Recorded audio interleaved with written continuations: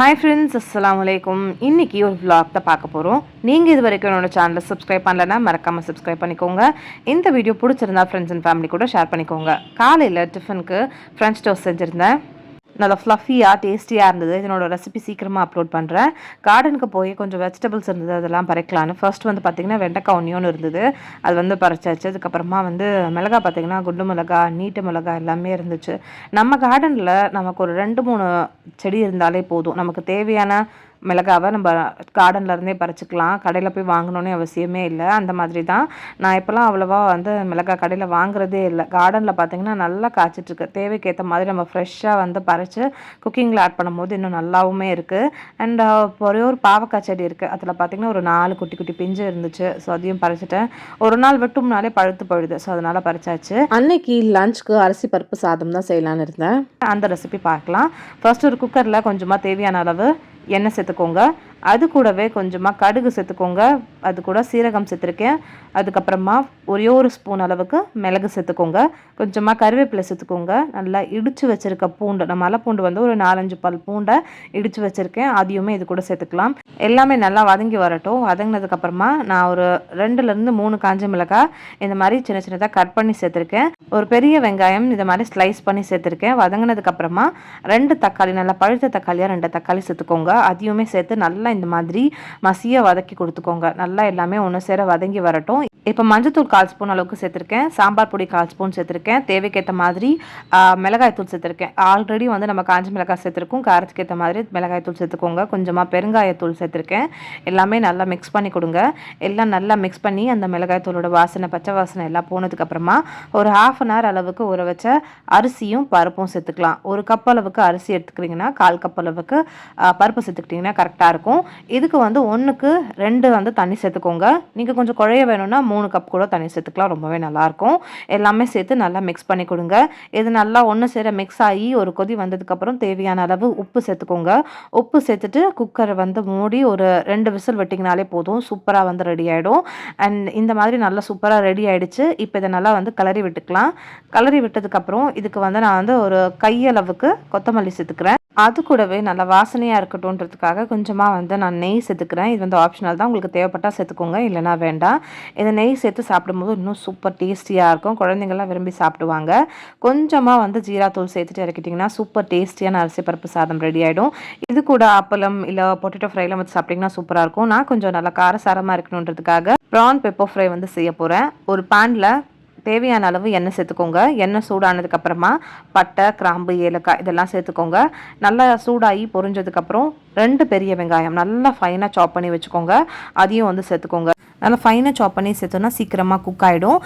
And இந்த வெங்காயத்து கூடவே நான் வந்து காரத்துக்கு ஒரு 4 காஞ்ச மிளகாய் எடுத்திருக்கேன். உங்களோட காரம் பொறுத்து நீங்கள் வந்து மிளகாய் வந்து அதிகமாகவோ இல்லை கம்மியாகவோ சேர்த்துக்கோங்க. இந்த மிளகாவை இந்த மாதிரி சின்ன சின்னதாக கட் பண்ணி இது கூட சேர்த்துருக்கேன். இது 2த்தையும் வந்து சேர்த்துட்டு வதக்கி கொடுத்துருங்க. இது கூடவே வந்து ஒரு கையளவுக்கு கருவேப்பிலையும் சேர்த்துருக்கேன். கருவேப்பிலையும் நல்லா ஃப்ளேவர் கொடுக்கும், ரொம்பவும் நல்லது நம்ம உடம்புக்கு. அண்ட் இப்போ வந்து பார்த்திங்கன்னா நான் இஞ்சி பூண்டு பேஸ்ட் 1 ஸ்பூன் சேர்த்துருக்கேன். கொஞ்சமாக மஞ்சத்தூள் சேர்த்துருக்கேன். அது கூடவே தனியாத்தூள் சேர்த்துருக்கேன். அதுக்கப்புறம் காரத்துக்கு ஏற்ற மாதிரி மிளகாய் தூள் சேர்த்துருக்கேன். அண்ட் கழுவி க்ளீன் பண்ணி வச்சுருக்க ப்ரானும் சேர்த்துட்டு எல்லாத்தையும் நல்லா மிக்ஸ் பண்ணி கொடுங்க.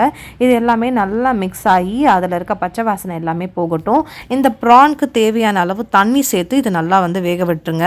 ப்ரான் நல்லா வெந்து வரணும். அப்போ தான் வந்து நல்லா டேஸ்டியாக இருக்கும். ப்ரான் ரொம்ப ஓவராகவும் குக் ஆகிடக்கூடாது. அதுக்கேற்ற மாதிரி தேவையான அளவு தண்ணி சேர்த்து நல்லா வந்து இதை வேக விட்டுருங்க.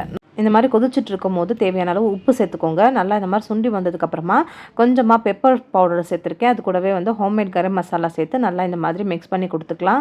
இது மாதிரி நல்லா மிக்ஸ் ஆகி வந்ததுக்கப்புறமா தேவையான அளவு கொத்தமல்லி சேர்த்துட்டு அதுக்கப்புறமா இறக்கிட்டிங்கன்னா சூப்பர் டேஸ்டியான ப்ரான் பெப்பர் ஃப்ரை ரெடி ஆகிடும். கண்டிப்பாக அதை ட்ரை பண்ணுங்கள். ரொம்ப டேஸ்டியாக இருக்கும்.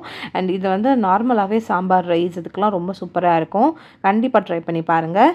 அண்ட் இன்றைக்கி லஞ்சுக்கு பார்த்தீங்கன்னா ஃபர்ஸ்ட் மெயினாக வந்து அரிசி பருப்பு சாதம். அது கூடவே நான் வந்து இன்றைக்கி பொட்டேட்டோ அண்ட் பீஸ் போட்டு இந்த மாதிரி மசாலா வந்து ரெடி பண்ணி வச்சுருக்கேன். அதுக்கப்புறமா ப்ரான் பெப்பர் ஃப்ரை, அது கூடவே அப்பளம். இதெல்லாம் தான் ரொம்ப நல்ல ஒரு காம்பினேஷனாக இருக்கும். கண்டிப்பாக ட்ரை பண்ணிவிட்டு எப்படி இருக்குன்னு கமெண்ட்டில் சொல்லுங்கள். டின்னருக்கு வெளியில போலான்னு பிளான் பண்ணியிருந்தோம். ஸோ போறதா போறோம். ஃபுட் ஸ்ட்ரீட்டா பார்த்து போயிடலாம். ஸோ யாருக்கு என்ன வேணுன்றத அங்கேயே செலக்ட் பண்ணி சாப்பிட்டுக்கலான்னு சொல்லிட்டு, நாங்க வந்து கோவிலம்பாக்கம்ல இருக்க இந்த சென்னை ஃபுட் ஸ்ட்ரீட் வந்து போயிருந்தோம். இங்க பார்த்தீங்கன்னா, வெளியிலயே உங்களுக்கு கார் பார்க்கிங்க்கு நல்ல பெரிய ஸ்பேஸ் வந்து குடுத்துருக்காங்க. கொஞ்சம் தள்ளி கூட நீங்க பார்க் பண்ணிக்கலாம். அந்த மாரி நல்லா ஸ்பேஸ் வந்து இருக்கு. வீக்கெண்டுனால கொஞ்சம் க்ரௌடா தான் இருந்தது. நமக்கு வந்து நல்லா பார்க்கிங் ஸ்பேஸ் இருக்கு. அதே மாதிரி சீட்டிங் ஏரியாவும் நல்லா அரேஞ்ச் பண்ணியிருக்காங்க. நெறைய டிஃப்ரெண்டான ஷாப்ஸ் எல்லாம் இருந்தது. டாய் ஷாப்ஸு, அதுக்கப்புறமா வந்து ஸ்பா இருந்தது. அண்ட் பர்கரு, அதுக்கப்புறம் ப்ளே ஜோனு இந்த மாதிரி நெறைய இருந்தது. விருதுநகர் ஆப்பக்கடை, விருதுநகர் பரோட்டா இதுக்கப்புறமா வந்து ட்ரெடிஷ்னல் ஃபுட்டும் நெறைய வந்து வச்சிருந்தாங்க. இட்லி கடை, அம்மா தோசை கடை, அம்மா இட்லி கடைன்னு தோசை கடையில பார்த்தீங்கன்னா, இந்த கறி தோசை அந்த மாதிரியான ஐட்டம்ஸுமே நெறைய செல் பண்ணியிருந்தாங்க. எல்லாமே வந்து வச்சிருக்காங்க. நெறைய ஷாப்ஸ் இருக்கு. டிஃப்ரெண்டான ஷாப்ஸு. இட்லில வந்து இந்த பொடி இட்லி, மசாலா இட்லி அந்த மாதிரி நெறைய இருந்தது. ஷேர் ரிபப்ளிக் இருக்கு. அதுக்கப்புறம் ஜிகர்தண்டா ஷாப்பு வந்து இருந்துச்சு. ஏகே ஹவுஸ் இந்த மாதிரி அத்தோ ஷாப்பு, அதுக்கப்புறமா வந்து தந்தூரி, ரோஸ் மில்க்கு இங்க வந்து வாஃபிள் வந்து இருக்கு. வாஃபிள்ஸ் கஃபேன்னு கபாப் ஷாப் இருந்தது. இந்த மாதிரி நெறைய இருந்தது. நமக்கு எத வாங்குறதுன்னே தெரியல. இவ்ளோ ஷாப்ப வந்து பார்த்துட்டு எத ட்ரை பண்ணுறதுன்னே தெரியல. இங்க வந்து குல்ஃபி ஷாப் வந்து இருக்கு. இங்க வந்து பார்த்தீங்கன்னா, டீ ஷாப் வந்து இருந்துச்சு. நெறைய இருந்தது. ஃபர்ஸ்ட் வந்து அத்தோ ஷாப் தான் வந்திருக்கோம். அத்தோ ஷாப்ல நார்மலா வந்து அத்தோலாம் ரெடி பண்ணிட்டு இருந்தாங்க. அவங்க ரெடி பண்றத பார்க்கவே இன்ட்ரெஸ்டிங்கா இருந்துச்சு. அவங்க இந்த மாரி 2 கரண்டி வச்சு இந்த மாரி கிண்டுறது அதெல்லாம் பார்க்கவே சூப்பரா இருந்தது. எப்பவும் போல அத்தோல என்னெல்லாம் பண்ணுவாங்களோ அதெல்லாம் ரெடி பண்ணியிருந்தாங்க. அத்தோ கூட பார்த்தீங்கன்னா வந்து சூப்பும், அது கூடவே வந்து இந்த எக்குமே வாங்கியிருந்தோம். எல்லாமே ரொம்ப நல்லா டேஸ்டியா இருந்துச்சு. அதுக்கப்புறமா பார்த்தீங்கன்னா, கறி தோசை வந்து வாங்கியிருந்தாங்க. கறி தோசை ரொம்ப டேஸ்டியா இருந்தது. நல்ல டேஸ்ட்டு. அது உள்ள வச்சிருக்க ஸ்டஃபிங் கறி எல்லாம் அவ்வளோ சூப்பரா இருந்தது. அதுக்கப்புறமா பார்த்தீங்கன்னா, ராமன் வந்து வாங்கியிருந்தாங்க. உள்ள வந்து இந்த மோமோஸ் டம்ப்ளிங் மாரி வந்து இருந்துச்சு. அதுக்கப்புறமா எக்கு, சிக்கனு இதெல்லாமே இருந்துச்சு. இதுவுமே நல்லா இருந்தது. கொஞ்சம் ஸ்பைசியா இருந்ததுன்னு சொல்லியிருந்தாங்க.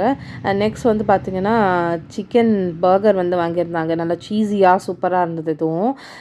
அதுக்கப்புறமா வந்து நாங்க இந்த சார் ரிபப்ளிக்ல பபிள் டீ வந்து வாங்கியிருந்தாங்க பசங்க.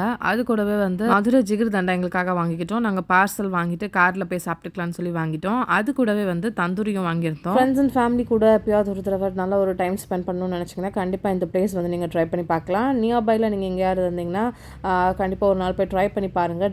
டிஃப்ரெண்டான ஐட்டம்ஸ் எல்லாமே இருக்குது. அங்கேருந்து ஸ்ட்ரெயிட்டாக வீட்டுக்கு கிளம்பிட்டோம். இந்த வீடியோ உங்கள் எல்லாருக்குமே பிடிச்சிருக்குன்னு நினைக்கிறேன். பிடிச்சிருந்தா லைக் பண்ணுங்கள், மறக்காமல் சப்ஸ்கிரைப் பண்ணுங்கள், ஃப்ரெண்ட்ஸ் அண்ட் ஃபேமிலி கூட ஷேர் பண்ணுங்கள். இன்னொரு வீடியோவில் மீட் பண்ணலாம். பாய்.